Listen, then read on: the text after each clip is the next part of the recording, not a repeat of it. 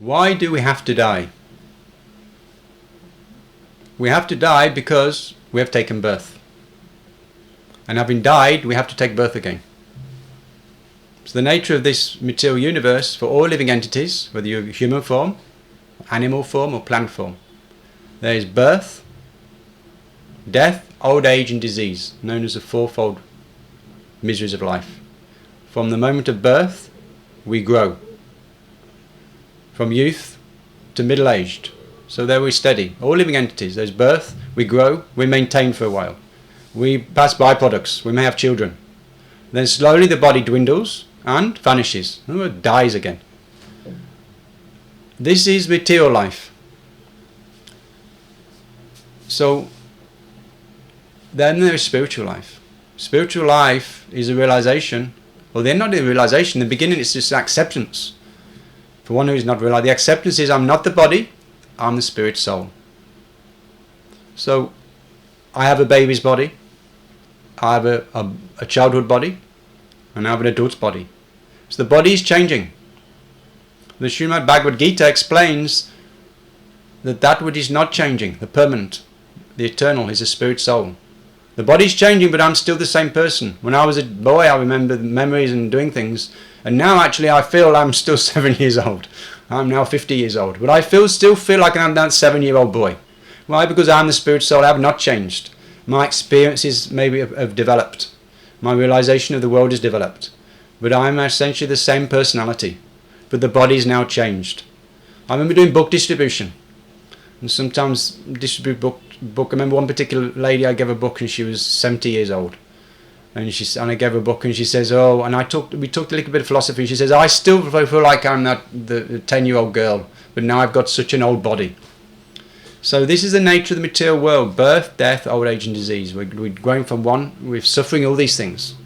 So it's not a question why I should die, it's why I should take birth, why I should grow old, why I should experience happiness and distress, why am I sick, why am I healthy. This is a material concept of life. So the object of the human form of life is to become free from this conception of birth and death.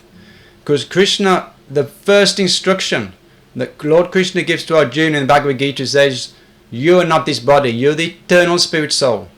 Never was there a time when you did not exist.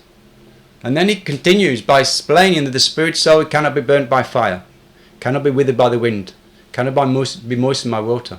The soul is indestructible. So spiritual life means placing our consciousness not on birth, death, old age and disease, but what is transcendental.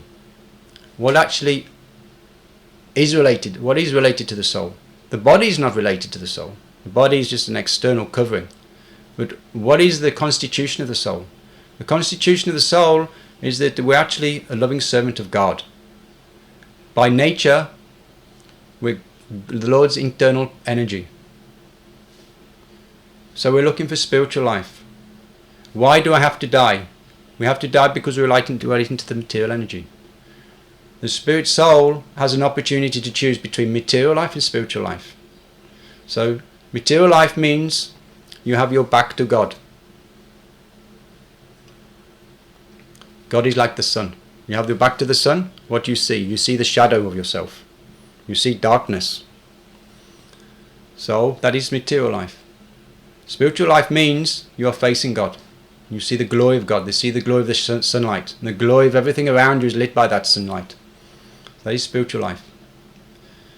So when you're in this consciousness, spiritual consciousness, you transcend death. And then there is no more death. Why? Because only the body dies. You do not die. Only the body dies. So if you connect yourself with God, when the body dies, finished, you go back to God. But if you're relating yourself to the body, that means you have to take birth again. Why? Because your consciousness is with the body. Consciousness is with the material world. So therefore your destiny is with the material world. But if you're looking at the sunlight, you're looking at the Lord, you have the full knowledge of what is going on, the body is insignificant. It's simply used in the Lord's service. You realize you're connected with God, you realize you're eternally liberated.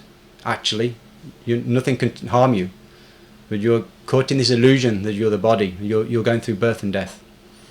So how do we connect ourselves with God? Simply by offering everything we have in this lifetime to the Lord, day by day. Moment by moment, we seeing everything in relationship with God. In due course, in that consciousness of being God consciousness, and not death consciousness, or birth consciousness, or disease consciousness, but God consciousness, we go back to God. The body and the material world is insignificant at that time. And then we find our genuine life in the spiritual world, our genuine activities, our loving devotion, all our relationships are there. So, there's no need for death. We don't have to die. Hare Krishna.